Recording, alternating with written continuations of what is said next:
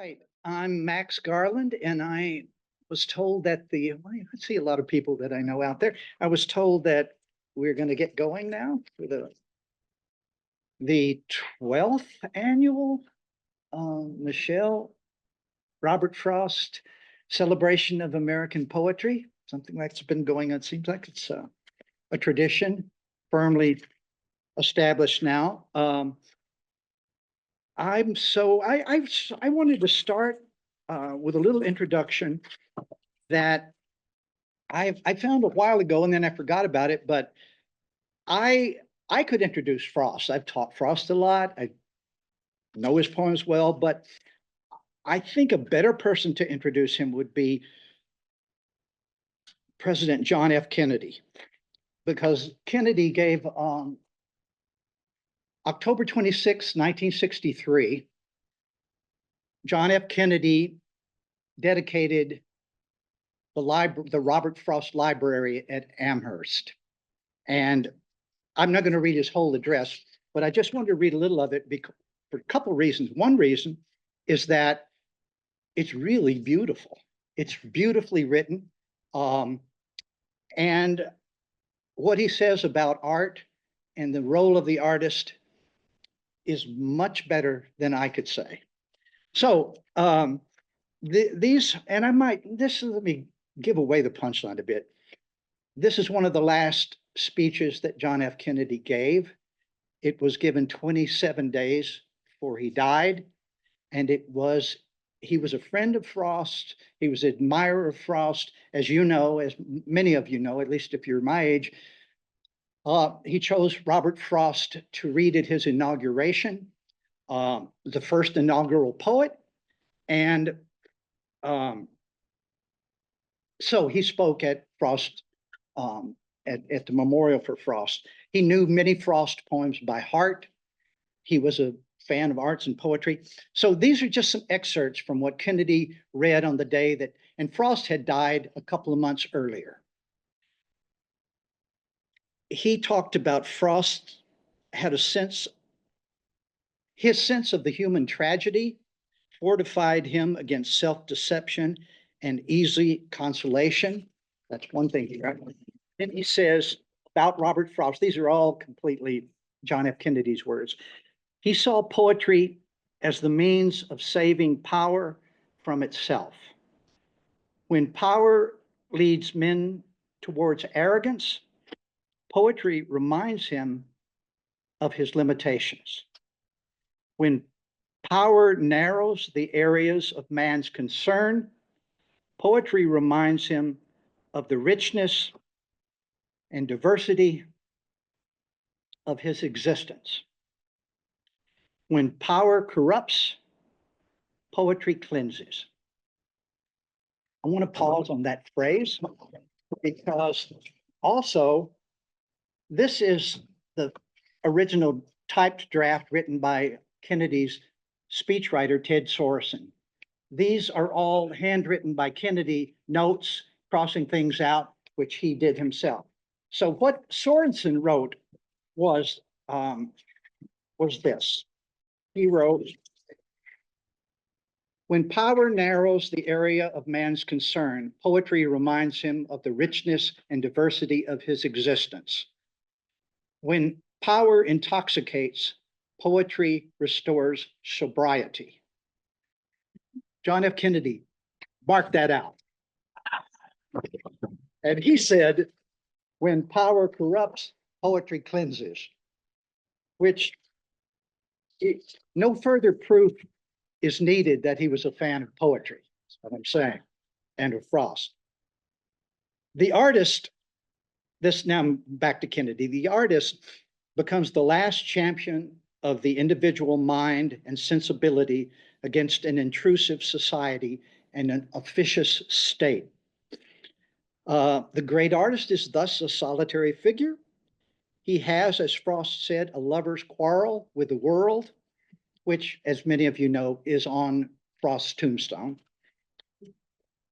If sometimes our great artists have been the most critical of our society, it is because their sensitivity and their concern for justice makes them aware that our nation falls short of its highest potential.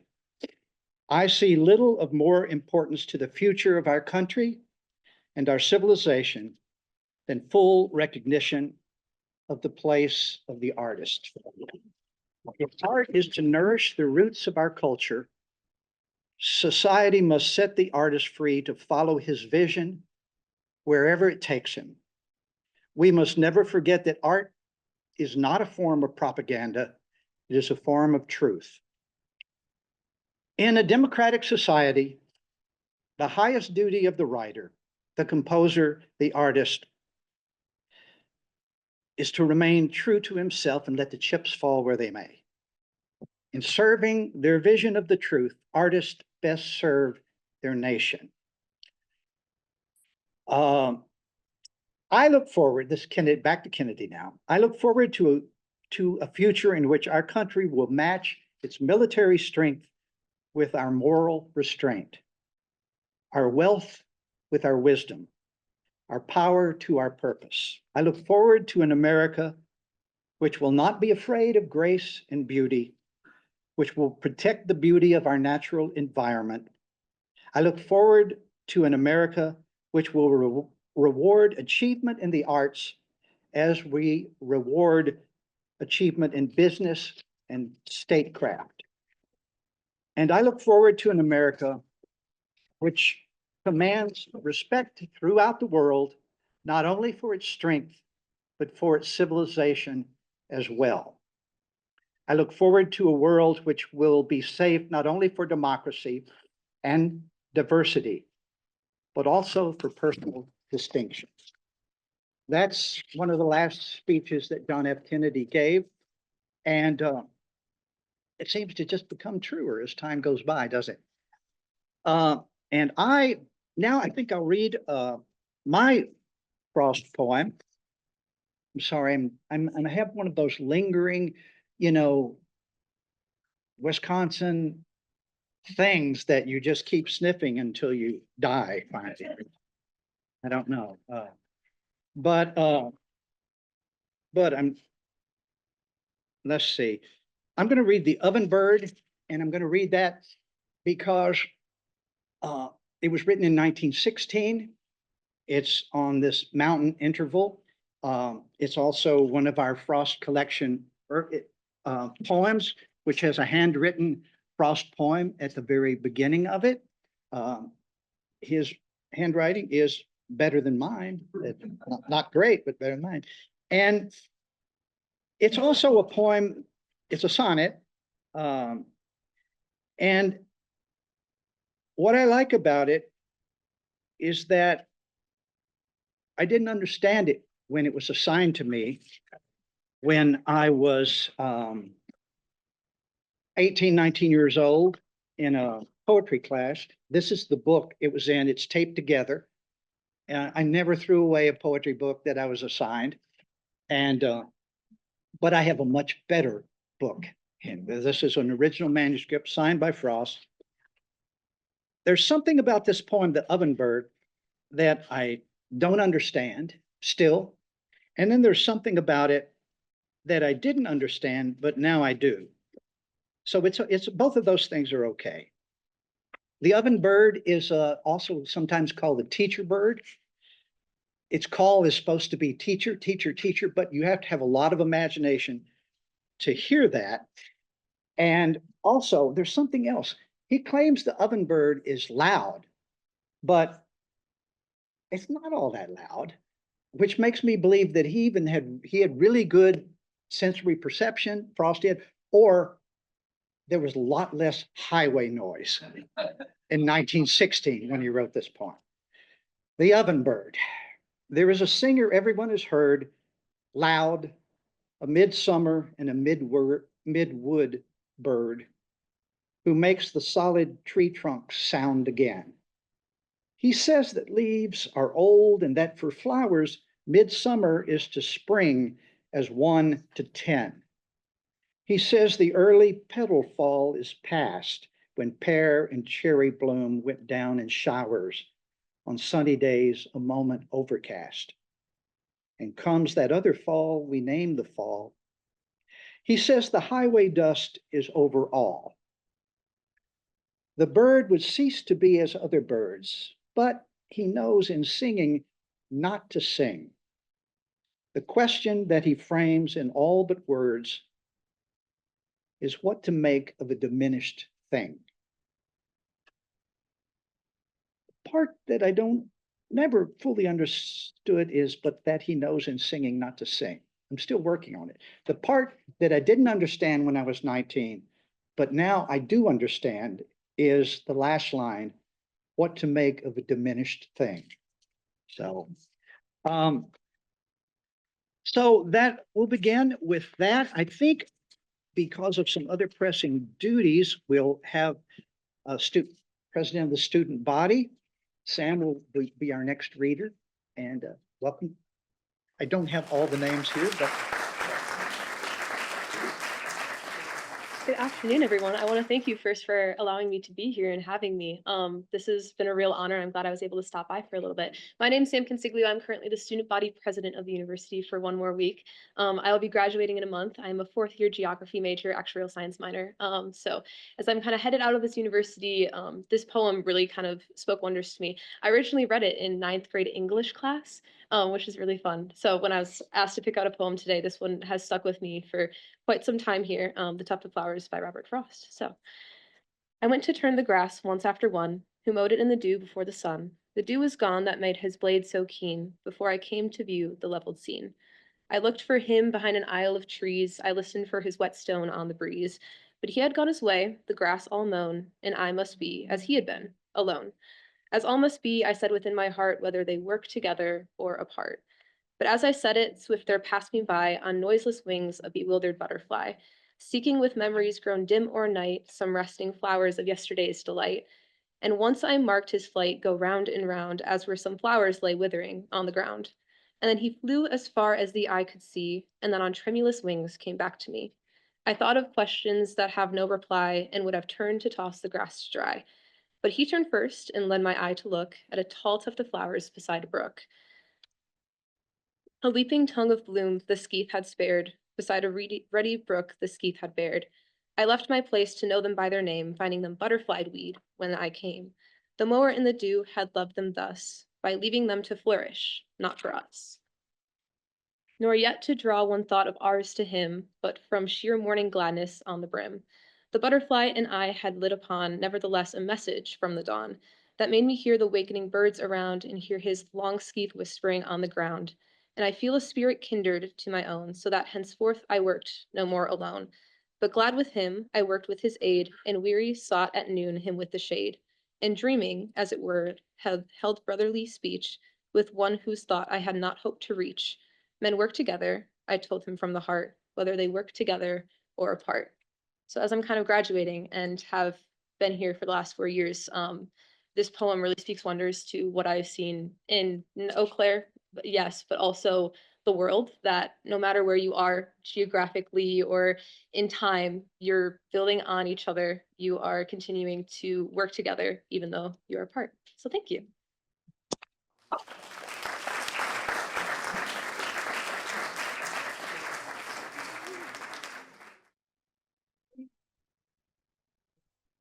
I think the chancellor got skipped. Oh, I'm gonna be moved towards the end, Kathie, you're up next. I wouldn't want to skip the chancellor. Well, we skipped by one of the nicest people I know.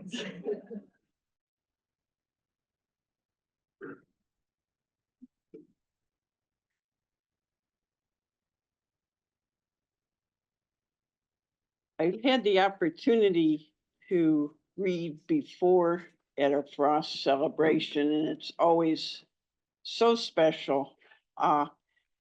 This volume of Frost poetry was published in the 1940s.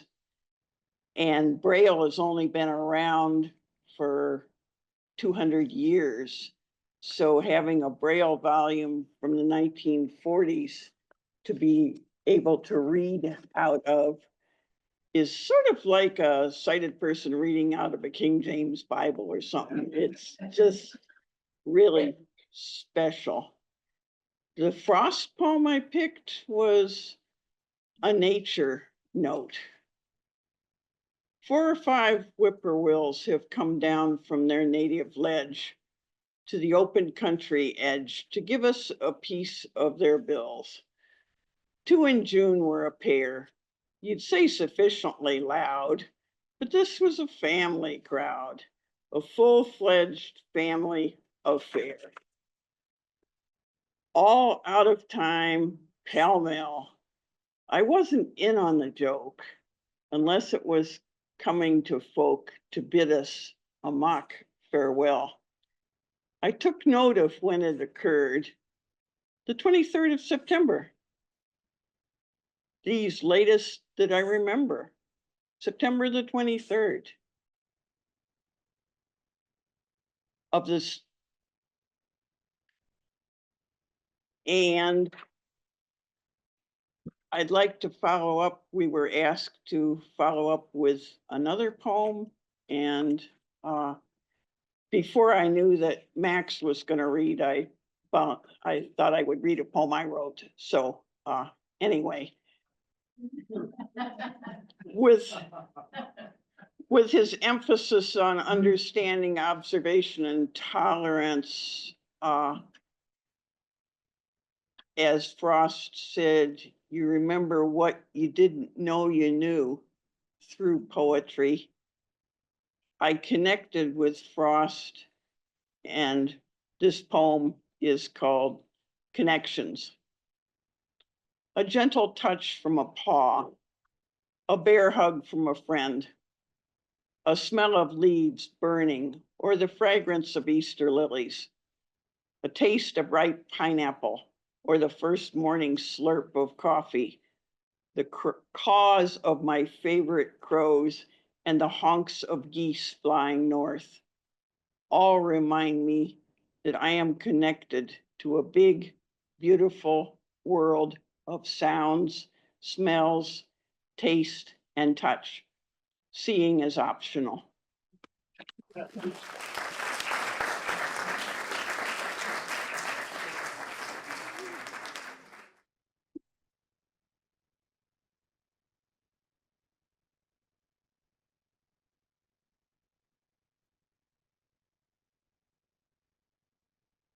I have selected a poem from each poet. And we were asked if we would have 2, and one would obviously be Frost, and reflects their inspiration from nature.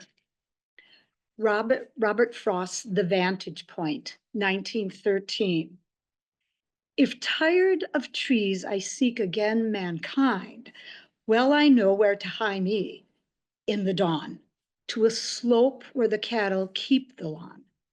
There amid lolling juniper reclined, myself unseen, I see in white defined far off the homes of men, and farther still the graves of men on opposing hill, living or dead, whichever are to mind.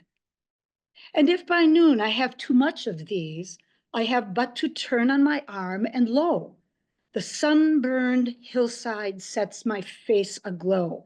My breathing shakes the bluet like a breeze. I smell the earth. I smell the bruised plant. I look into the crater of the ant.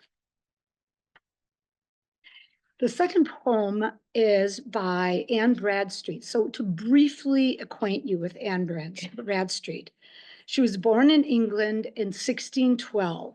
She was the first Puritan figure in American literature. She was the first woman poet published in England's North American colonies, and one of the first female poets to be published in English literature. The lines today that I have selected are from a much longer poem entitled Contemplations, and it's dated 1678. Silent, alone, where none or saw or heard, in pathless paths I led my wandering feet. My humble eyes to lofty skies I reared, to sing some song my amazed muse thought neat. My great creator I would magnify, that nature had thus decked liberally. But and again, my imbecility. I heard the merry grasshopper then sing, the black-clad cricket bear a second part. They kept one tune and played on the same string, seeming to glory in their little art. Shall creatures abject thus their voices raise, and in their kind resound their maker's praise, whilst I, as mute, can warble forth no higher lays?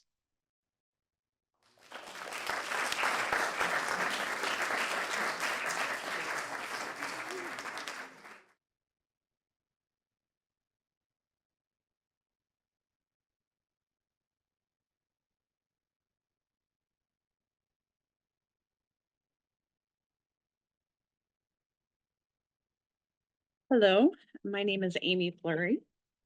I teach in the English department here at the university. I'm going to begin by reading Birches by Robert Frost. When I see birches bend to left and right across the lines of straighter, darker trees, I like to think some boy's been swinging them. But swinging doesn't bend them down to stay as ice storms do. Often you must have seen them loaded with ice a sunny winter morning after a rain. They click upon themselves as the breeze rises and turn many-colored as the stir cracks and crazes their enamel. Soon the sun's warmth makes them shed crystal shells, shattering and avalanching on the snow crust. Such heaps of broken glass to sweep away.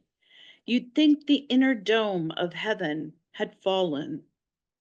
They are dragged to the withered bracken by the load, and they seem not to break, though once they are bowed so low for long. They never right themselves. You might see their trunks arching in the woods years afterwards, trailing their leaves on the ground like girls on hands and knees that throw their hair before them over their heads to dry in the sun.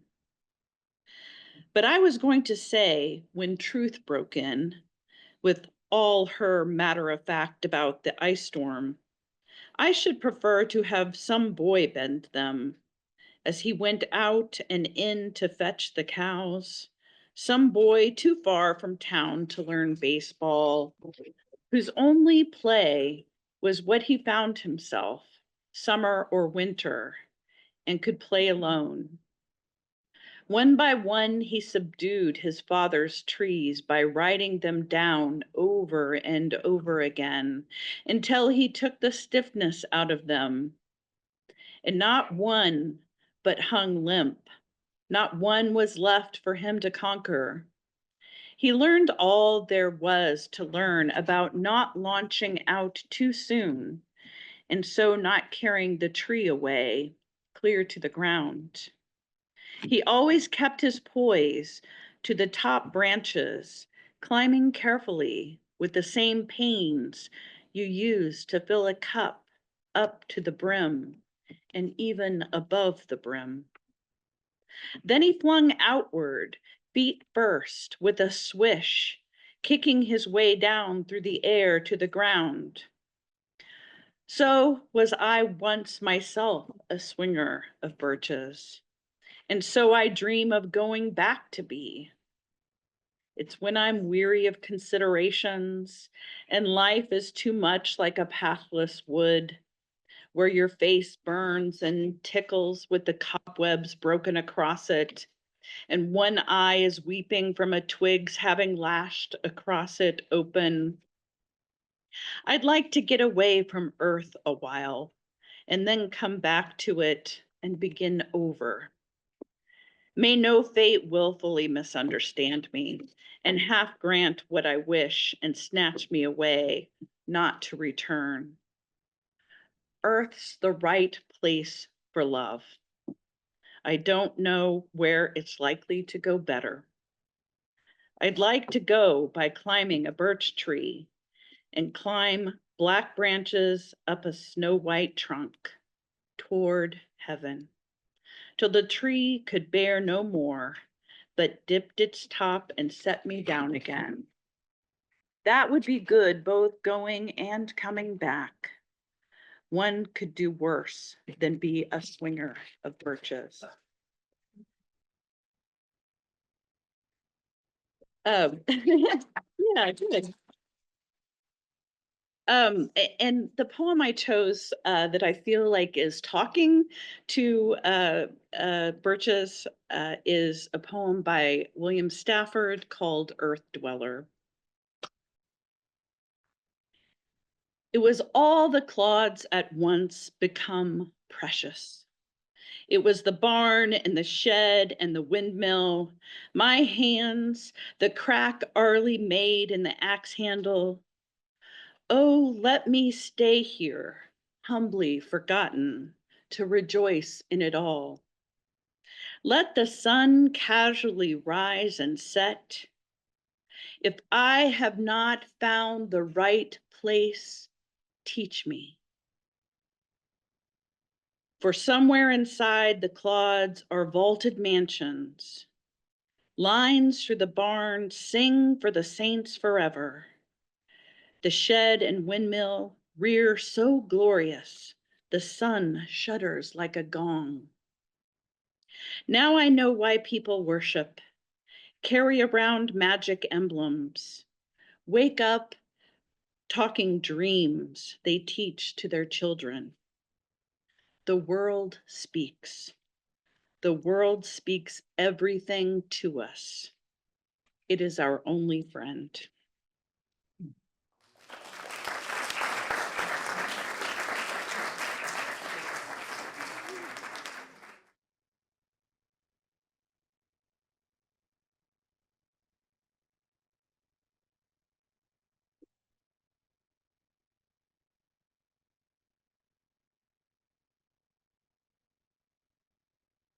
Oh, thanks for coming and thanks to the people that set this all up. It's a lovely idea that has gone on for 12 years. I want to say, wow. I have two poems I'm going to read this afternoon. The first one is by Robert Frost, oddly enough. And the second one, in a act of hubris and chutzpah that is unusual even for me. The second one I'm going to read is not, as the program says, by William Stafford, but by me. Because why wouldn't you? I have a room full of poetry lovers. I hear the door is locked. I'm just going to go for it. The poems have much in common and then some things that aren't in common. And I'll try to keep this as not a lesson and not a lecture. They are both about spring. And of course, that's not an unusual subject for us to take. The first one is called A Prayer in Spring. It's a very early poem of Frost. It was in A Boy's Will, I think. A prayer in spring. Oh, give us the pleasure in the flowers today, and give us not to think so far away as the uncertain harvest. Keep us here, all simply in the springing of the year. Oh, give us pleasure in the orchid white, like nothing else by day, like ghosts by night. And make us happy in the happy bees, the swarm dilating around the perfect trees. And make us happy in the darting bird that suddenly above the bees is heard, the meteor that thrusts in with needle bill and off a blossom in midair stands still. For this is love, and nothing else is love, the which it is reserved for God above to sanctify to what far ends he will, but which it only needs that we fulfill. I'm a New Englander, so I claim a certain status here. And I've walked along many forest paths in New England. At certain audiences, I try to get away with it. I walked across the same path, but I'm not going to try to pull it in this audience. The next poem, the Frost poem, is a very traditional poem. It's a nature poem. It's just, you don't even know who the poet is, except you know it's Robert Frost. You know, the poet is speaking. And it's he's a presence, and he's receiving this that's going on, and it is obviously very nature oriented. The poem of mine, not William Stafford's, is called Next to a Spring. And just as the Frost poem, I imagine anyway, was written walking along a nature path, this poem was written as I was sitting on my back stoop. I have tried to tell my writers and my creative writers that the best thing as a writer is to be able to just walk through the world, look around, and there's a poem.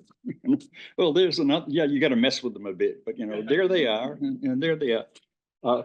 Frost, being much more eloquent than I am, called it the grace of attention, which is a phrase that I love.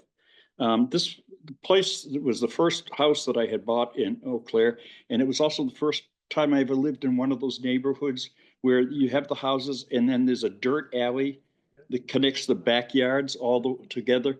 And as we all know, you know, the front yards is where you try to show off, but the backyards is where you live. So it's called Next Door Spring. The kids too this year, and in a neon pink snow parker, for although it is April in Wisconsin. Her snow pants are maroon and large enough for three, so she squats when she sits. It would be too easy to say, like some surprising flower amongst the drying piles of last November's leaves. But her grandmother does plant her in the saffron lawn and go inside a moment. Someone is always watching here from a stoop next door or through a window from across the alley. And when she comes back, pointing at a robin shivering on a frozen clothesline, and when she says spring to the child blooming before her, she's right, of course. Even in here, behind the grimy storm windows, even the inside plants, snug in their little piles of dirt, seem to agree. Thanks.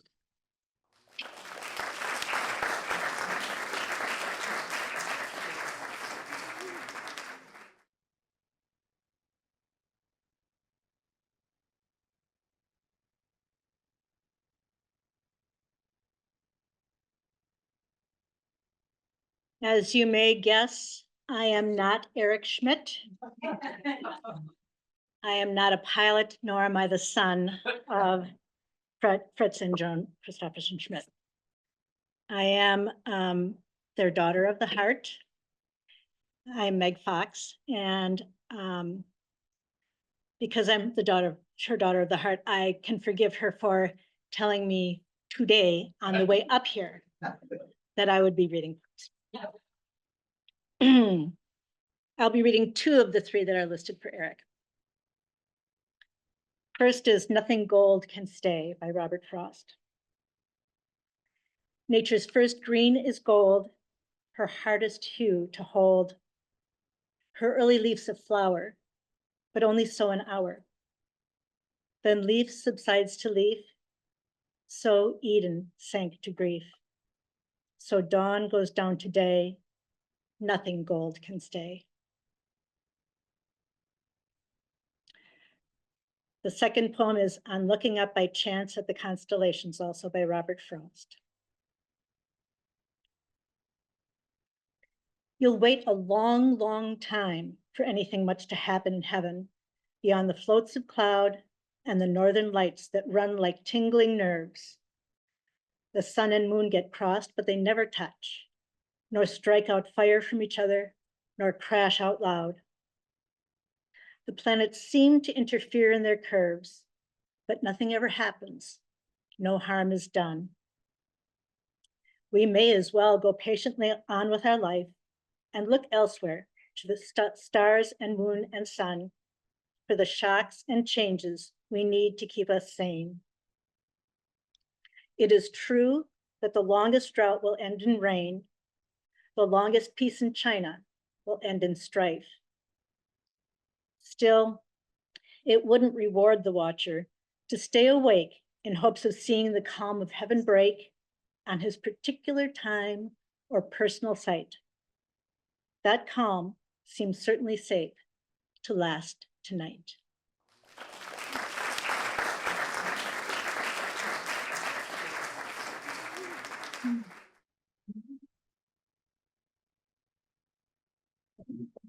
Thank you, particularly everyone who's read so far, and particularly Megan, who on short notice came up with that. I had a colleague in Hibbard Hall. Some of you may, I know Bruce might know him, who was asked, well, why do you want to be up here on the 6th floor? You could be closer to your classes down on the 3rd and 4th floor. Why do you want to be on the 6th floor? And he said, well, if I'm on the 6th floor, it gives me more time to prepare for my class. So I appreciate that. Yeah. So, so I get a second turn here. And also I wanted to, I didn't, I don't know if I have another chance to thank Ms. Chris for coming here, for all of the other people associated with the bringing of this archive here in the first place. And some of you I've met before, some of you I haven't. I know that I want to urge everyone to, well, let me say a few words. Some of you might not know Miss Chris yet, Joan Christopherson Schmidt.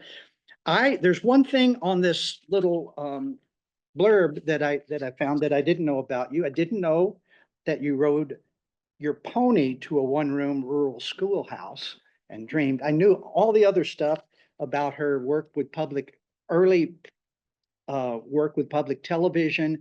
The phrase Miss Chris comes from her early stardom. And if you probably were of a certain generation in Milwaukee, you would know that name very well.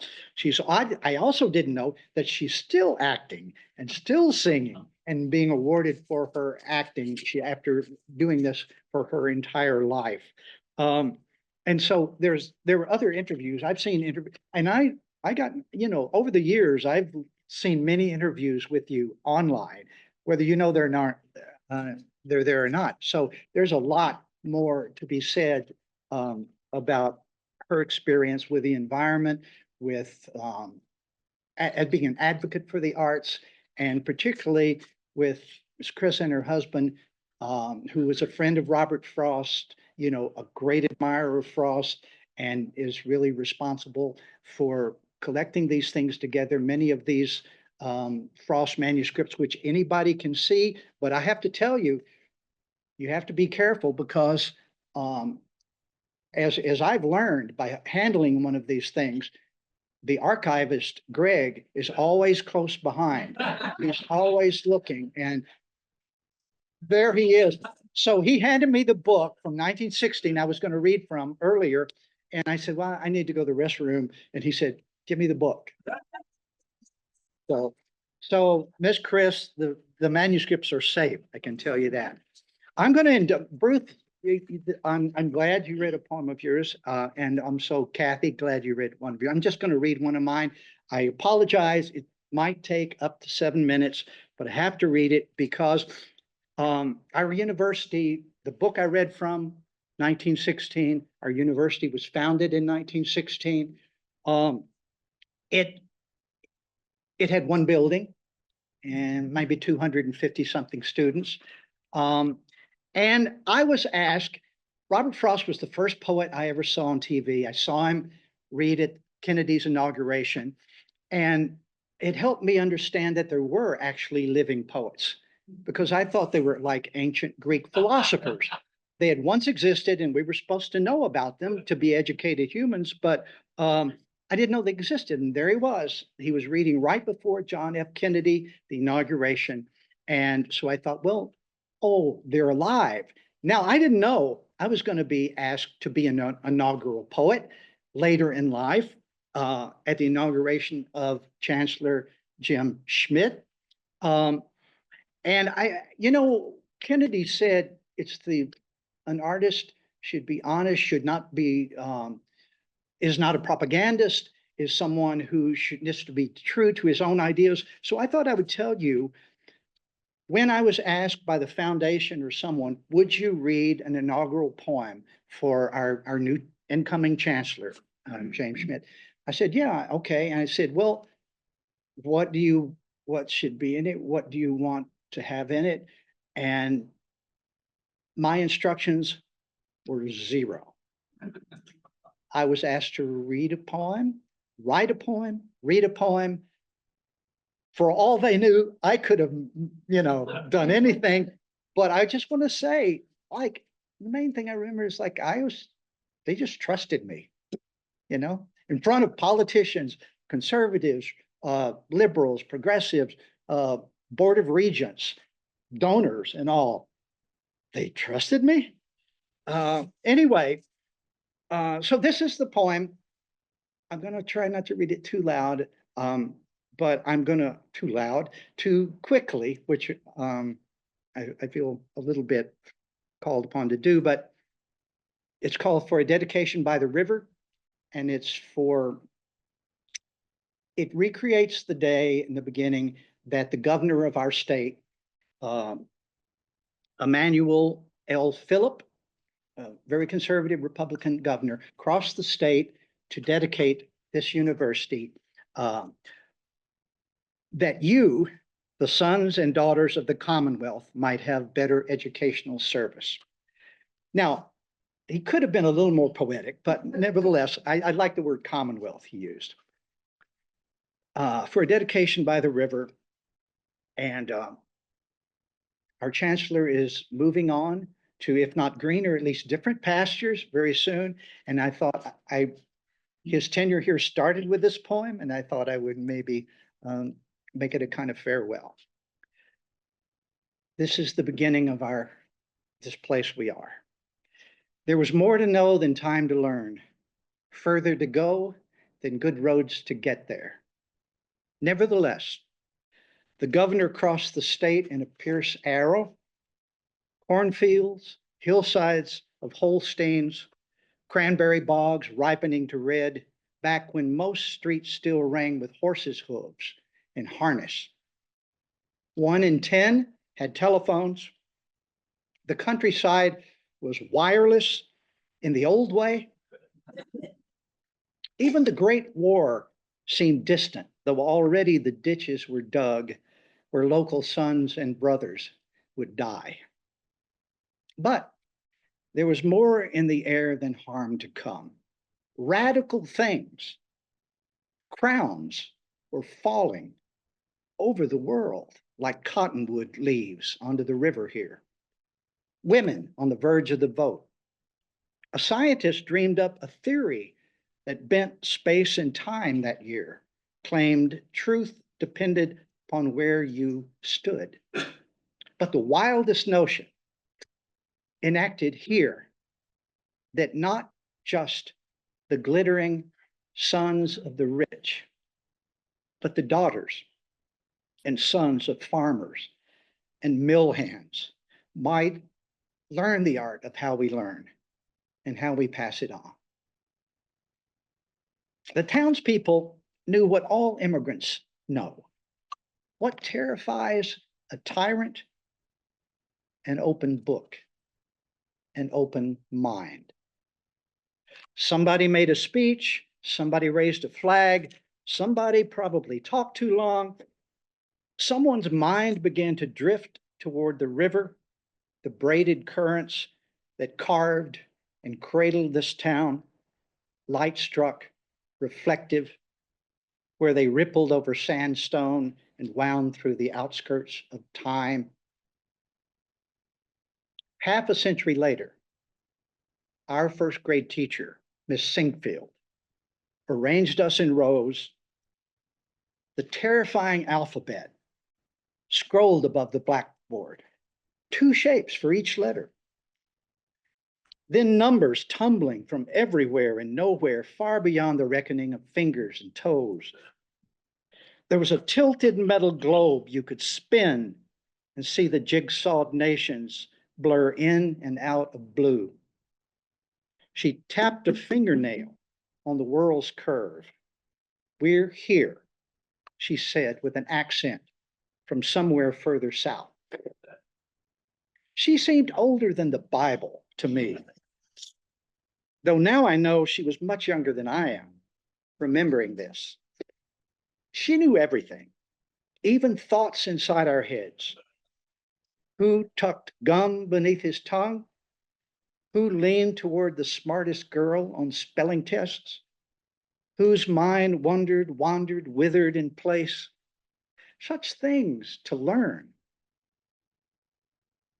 Why put a letter in a word if it makes no sound? How can zero, which is nothing, make numbers bigger than before? Once she bent back my palm, smacked it with a wooden ruler donated by a local lumberyard. Strange. I remember the smack, the sting, the company name, but not the sin. Stranger still, by year's end, the terrifying letters were somewhat tamed. A flock of them might flutter down to perch on sharpened pencil points. Sing us something from inside. Even the numbers began to behave. There was a sign to make them vanish and a sign to make them mount. It was as if imagination built an ark of knowing. We rode above the waters. Or maybe knowing was the water, and how we rose the wonder. Pay attention, Miss Singfield said, with a voice inside my head. I feared and loved her in equal parts. And the fear was how far there was to go, and the love was how in time, unlikely as it seemed, I slowly came to be her, to stand up front and know she only knew what that long gone governor knew, those townspeople knew, what the current of the river always knows. To keep it coming, you have to pass it on. Somebody makes a speech. Somebody, maybe me, talks a little too long. Someone's mind wanders toward the river, still carving and cradling this town.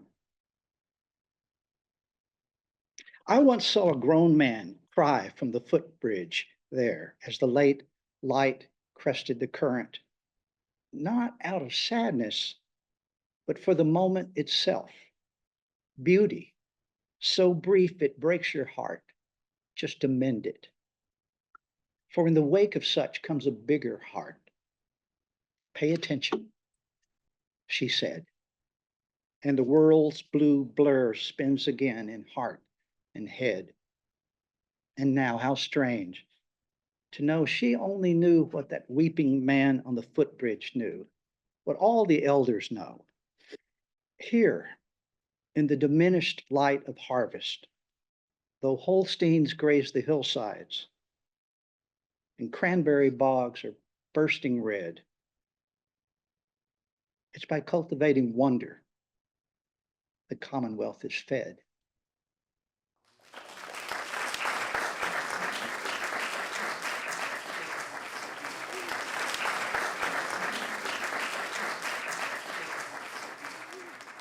Thank you. Well, since you helped inspire this poem, I'm now going to introduce our Chancellor, Jim Schmidt, to read some poems.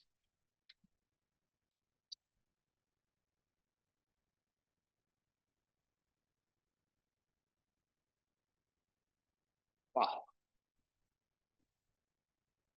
Thank you so much, Max.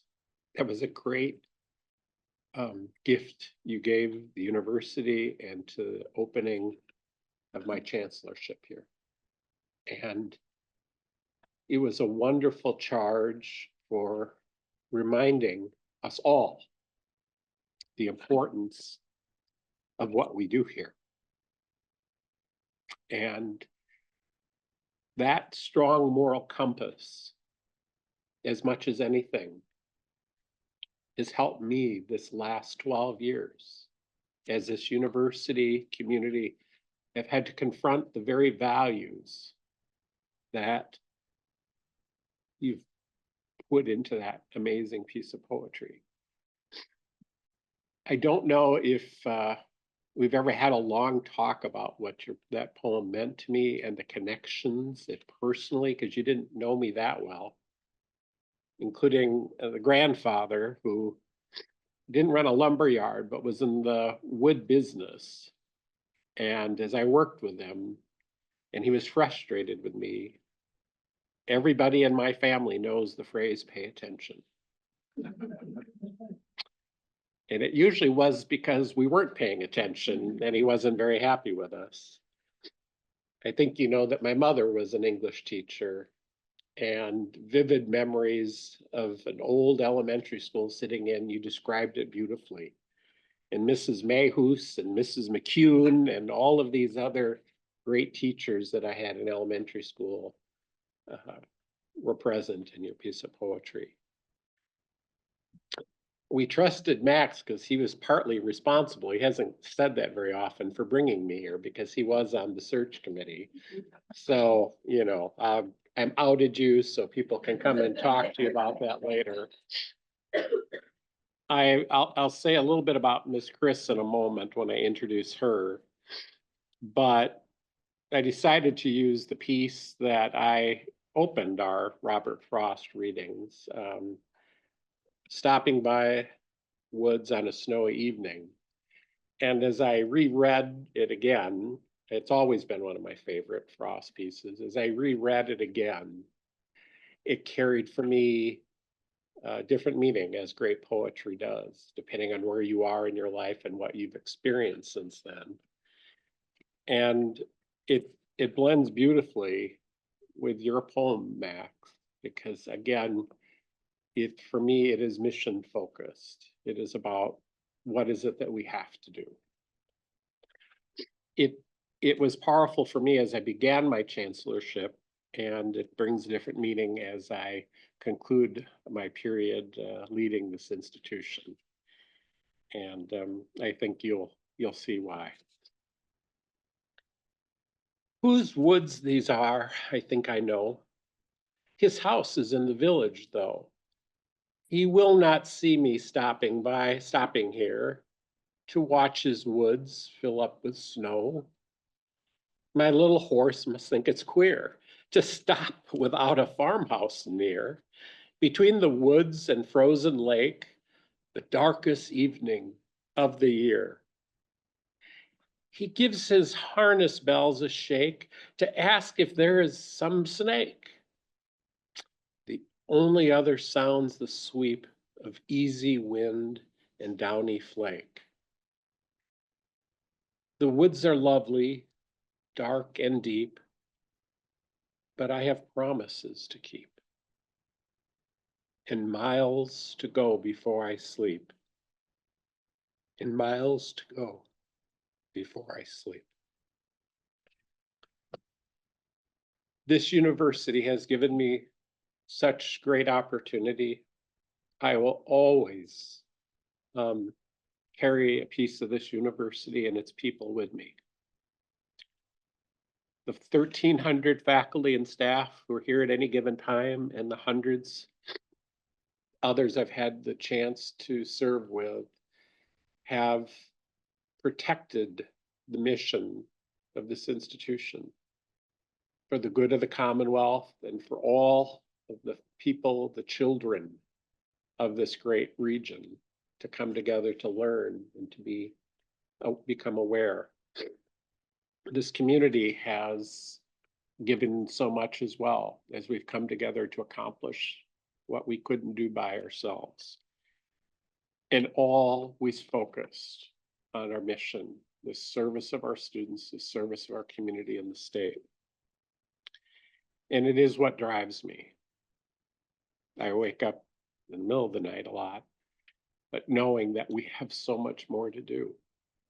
We must not only protect, but we must build on the legacies of all of the people that have come before us. That's our responsibility, not to let the hard work of the people 100 years ago at the founding of this institution, of the community who fought to establish this institution, to not let their work go to waste or deteriorate. It's unacceptable.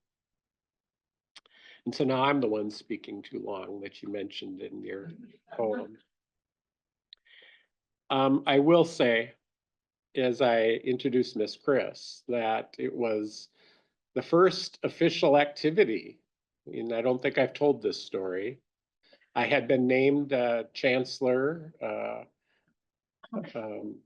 on March 13th, or at least that's when I got the call. I don't think we announced it here locally. Oh boy, I'm off. I guess it's my last time, so you'll put up with it. The doors are locked. It was hard for me to see that our Pope had passed away when I woke this morning, because while I was interviewing with the Board of Regents and staying at the Fluno Center, I was getting ready, ironing my shirt and watching CNN, and all eyes were on the Vatican. And when I came back to the Fluno Center to change into driving clothes to drive back to Winona, there was white smoke. And so I only remember the day that I was appointed, because it was the same day that Pope Francis was appointed. And the Madison paper actually did a news story, and it said white smoke appeared above Van Hise Hall. And they named a new chancellor at Eau Claire. So they drew the parallel. They drew the parallel. And I had got off the track and off script. But shortly thereafter, I was invited back to Eau Claire to meet with the foundation board. I think you were in the meeting, my friend. And we were up in the alumni room of the Davie Center the night before I think their annual meeting, which is coming up this weekend. And they wanted to talk about this great opportunity to acquire this amazing literary collection, to put Eau Claire on the map, and to bring this great resource that we are here to celebrate today. And we think they're going to say yes. We hope they're going to say yes. And the best news was that Miss Chris said yes, and has become a part of our history, a part of our legacy, and a part of carrying on that great piece of our mission to make sure that the children of the Commonwealth have access, the opportunity to engage in these powerful words that 100 years later continue to evolve, change, and bring new meaning to young people and us older people alike. And with that, I introduce my dear friend, Miss Chris, who's back again. Thank you.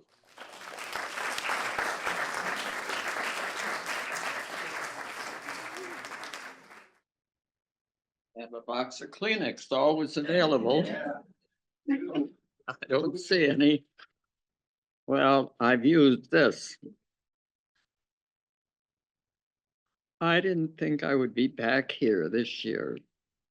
This has been a pretty rough year. I broke my back twice. I had surgery on it one day, and the next day I broke it again and had surgery. But that's beside the point. This young lady sitting in front of me brings back so many memories. Ms. Schneider, your memories of Frost and reading and my teaching of the visually handicapped in Milwaukee. But I guess I'm here to read Frost. My son was going to be here, but he could not make it. He had another obligation, and bless him, he has done so much for me. But I found a Robert Frost book that he had in college. He is now almost 60. This book was when he was a sophomore. He really did not want to go to college that year because he ended up a gold star cross-country skier in Italy. And that's great for the athletics, but it doesn't do much for you when the professor says, you either be here for this exam on Saturday, or you're going to get a lower grade. well, so be it. But I looked through this book and I can't help but before I read mine, say, what page is it here? Oh, he has little notes that he's written. Now remember, this is a 19-year-old. It says, I think the best poems come out of particular observation of nature and science. This may sound dumb, but scientists could be our best poets. Some are okay. That is okay if you have the wisdom and the foresight, and then add the particularness of science, then you've got it. So, but I cherish this as you cherish the books.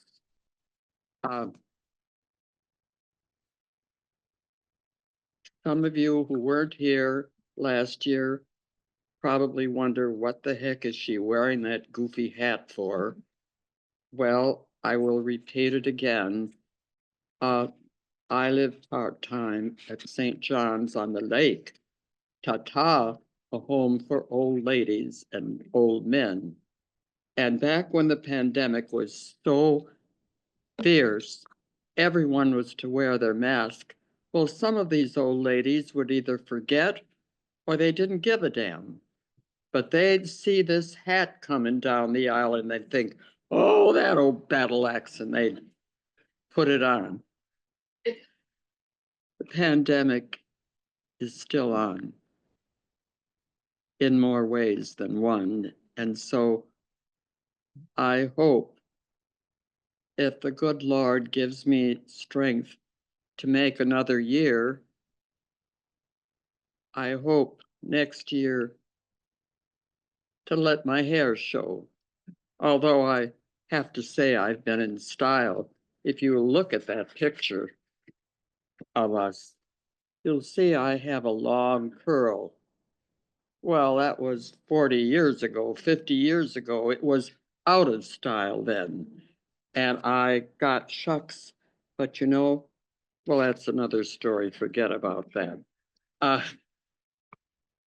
I want to, as I did last year, talk about the poem I Felt My Standpoint Shaken by Robert Frost that he wrote about my husband. And I want to come back to this because if I'm gone, I don't want it going down in history the way a man named J. Perini. He was a fellow poet during Frost's time. And if I'm dead, people read Perini, and this is what he says about the poem written about Fritz. Frost had difficulty balancing his need for contact with people and his desire for solitude, as noted in his poems in 1945, One Step Backward Taken. It harks back to Frost's experience of a flood in 1927, when he was traveling by train across Arizona on his way home to Amherst. Looking out the window, he saw a bridge washed out with a car balanced on one bank, edging backward and forward carefully each time a slice of earth fell away. An astonishing image that Frost put to good use in the poem. Not only sands and gravels were once more on their travels, but gulping muddy gallons, great boulders off their balance, bumped heads together dully, and started down the gully. Whole capes, caked off in slices. I felt my standpoint shaken in the universal crisis, but with one step backward taken, I was saved from going. A world torn loose went by me.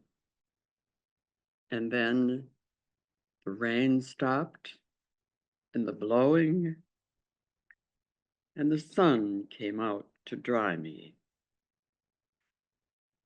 The first 7 lines comprise the moment of sorts of a vision of a universal crisis, collapsed into an image of colliding elements of nature. Uncharacteristically, Frost refuses to punctuate the lines normally and mimics the confusion created by the disruption. Now, I felt my standpoint shaken. Some of you know Frost did write this about Fritz. Fritz was this shy 16-year-old student at Dartmouth, didn't drink, smoke, and all that stuff, went to the library, and one day the librarian said, Fritz, there's someone I want you to meet up in my study. And Fritz trotted up these back wooden stairs, opened the door, and there, sitting in a rocking chair with a shock of white hair and a glass of apple cider, was Robert Frost, the poet. He was there for a summer seminar. He somehow, this shy 17-year-old Fritz and Frost, bonded. And the two of them walked the campus almost every night. Fritz said, I'd ask a question and Frost would expound. But this, I felt my standpoint shaken. Fritz was in the 10th Mountain Recon Troop. Those were the ones that climbed the mountains and skied and were the front men in the war. Well, the one step backward taken was he had to teach rifle shooting, and it affected his ears. Well, you couldn't climb a mountain if you were dizzy. He was sent to the hospital. That was the step backward. And then the war went on, a universal crisis. But that one step backward taken, I saved myself from going. A world torn loose went by me, and the rain stopped, the war stopped, and the blowing, and the sun came out to dry me. That is the real story. And when Fritz got back to Dartmouth, Frost called him in and said, Fritz, I took undue advantage of you, but I ain't going to take it back. I wrote a poem about you, and it's yours. I'm not going to tell anyone what it means. It's up to you if you want to, or you can keep it to yourself. Fritz never told me about that poem until almost on his deathbed. Thank goodness he did. But I keep telling you this, and every year, if I manage another year, 95, this July 4th it's getting up there, I will repeat it,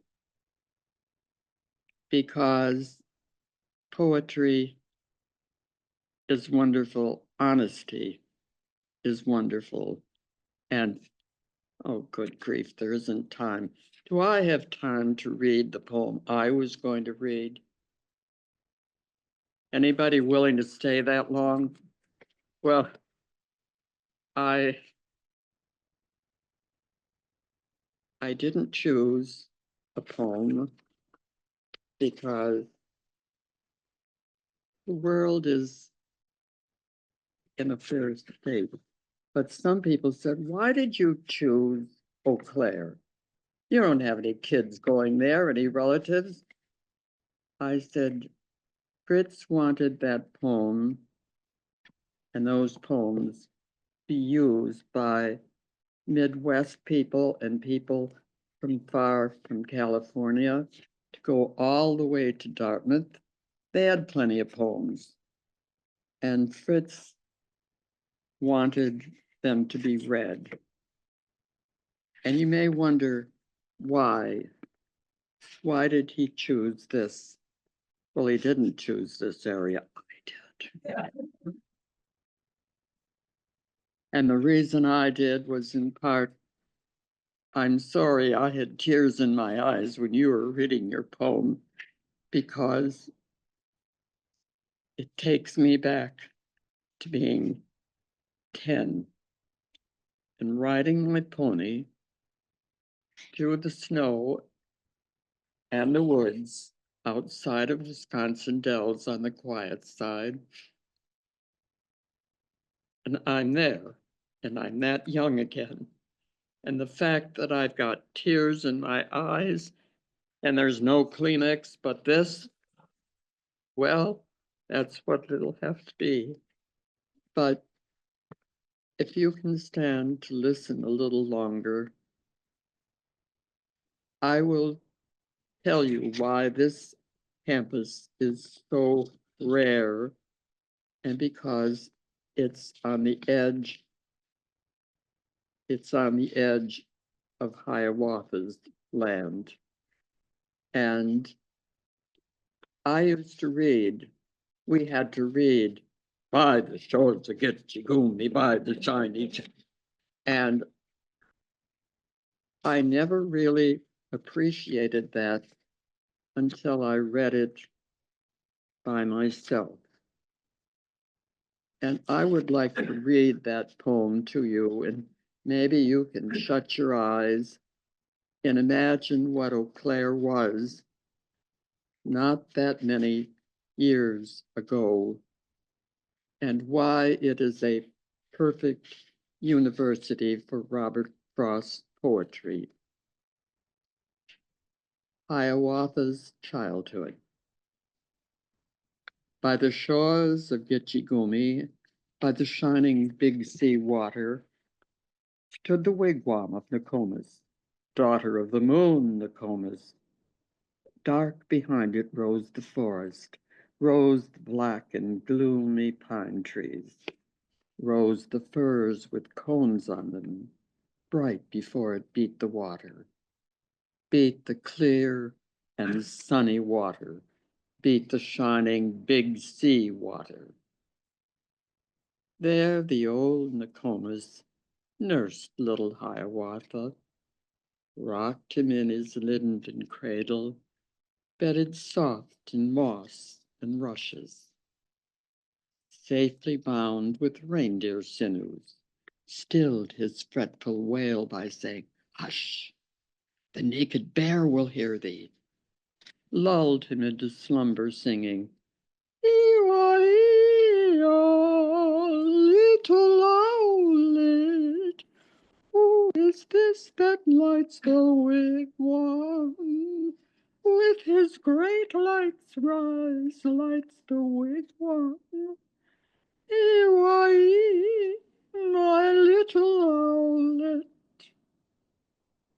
Many things Nokomis taught him, of the stars that shine in heaven, showed him Ishkuda, the comet. Ishkuda, with fiery tresses, showed the death dance of the spirits.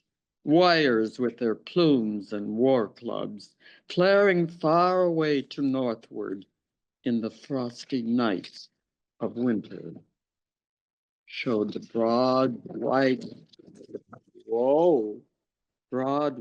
road to heaven, pathway of the ghosts, the shadows, running straight across the heavens, crowded with the ghosts, the shadows.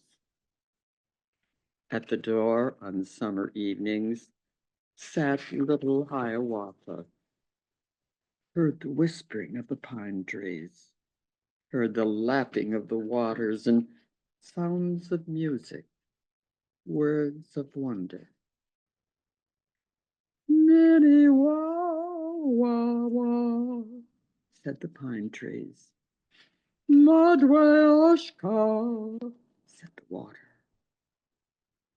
Saw the firefly, Wabakasi, flitting through the dusk of evening, with the twinkle of its candle lighting up the brakes and bushes, and he sang the song of children, sang the song Nokomis taught him.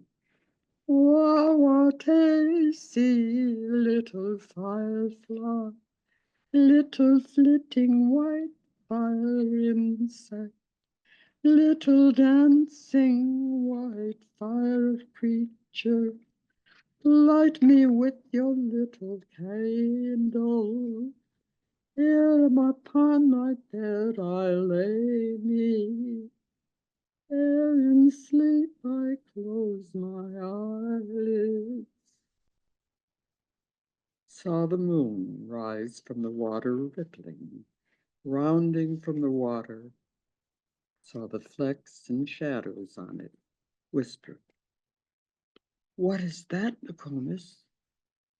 And the good Nokomis whispered, "Once an angry warrior seized his grandmother, threw her up into the sky at midnight. Right against the moon he threw her, till her body that you see there. Oh, saw the rainbow in the heavens, in the eastern sky. The rainbow whispered, "What is that, Nokomis?" And the good Nokomis answered, "'Tis the heaven of flowers of the forest. All the lilies of the prairie, when on earth they fade and perish, blossom in that heaven above us." When he heard the owls at midnight hooting, laughing in the forest, "Oh, what is that?" he cried in terror. "What is that?" said the good Nokomis answered, "Oh, that is but the owl and owlet talking in their native language, talking, scolding at each other." Then the little Hiawatha learned of every bird its language, learned their names and all their secrets, how they built their nests in summer, where they hid themselves in winter, talked with them, whence he met them, called them Hiawatha's chickens. Of all beasts, he learned the language, learned their names and all their secrets, how the beavers built their lodges where the squirrels hid their acorns, how the reindeer ran so swiftly, and why the rabbit was so timid. Talked with them whence he met them, called them Hiawatha's brothers. And so Eau Claire is a perfect home for Hiawatha's brothers. And I hope that in this world of greed and material things, that you will do your best, that Hiawatha will always have a place to come. And maybe Schneider and me too. I know I've talked too long, I always do. But as you could obviously tell, I love this poem, but I really wasn't going to read it today. Every year I've been going to read it and then put it aside and thought, no, that's too long, that's too much. They don't need or want that. But we're in a day of crisis. We need to preserve the world of Hiawatha, and the University of Eau Claire, even without the good chancellor, must continue. And I know I know he'll come back. I know, and I want to personally thank him and the Adameyers for my having the chance to let Frost land at a university in an area in the beauty of nature where he will survive. And Miss Chris, you talked too long, and next time be sure that you have a box of Kleenex.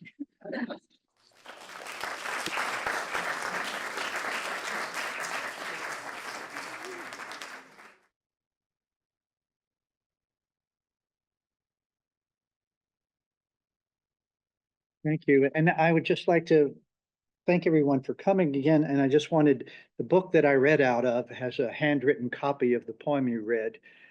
A step backward taken in it, signed by Frost to Well. Frederick G. Schmidt.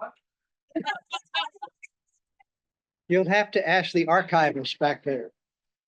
I've almost taken up all the time I get with this. And thanks for actually mentioning, the other worldly news of this day. And it is I've been preoccupied with the death of Pope Francis as well, and whose legacy, I suppose, is on behalf of mercy and inclusion. And with that, thank you again. Thanks.